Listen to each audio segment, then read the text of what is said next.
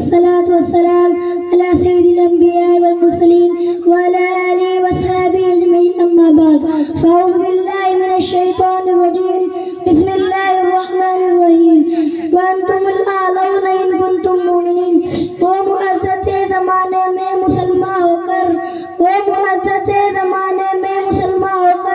اور ہم خار ہوئے تارک قرآن ہو کر محترم بزرگوں دوستوں آج میرے گفتگو کا موضوع مسلمانوں کی تباہی اور اس کا علاج ہے اور یہ اس موضوع کے تحت ہم اپنے شاندار ماضی پر ایک نظر ڈال کر مستقبل کی تعمیر ترقی کا سامان تلاش کریں۔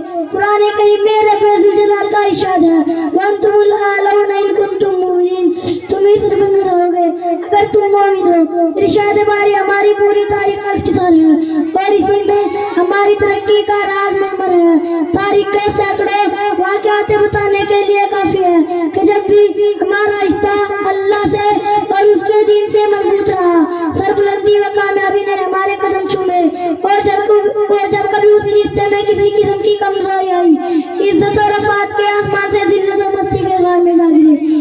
تاریخ ہمارے سامنے جنگ بدر کی مثال پیش کرتی ہے۔ جنگ بدر میں جو کامیابی ہوئی وہ صرف اسی رشتے کی مضبوطی کی بنیاد پر ہوئی۔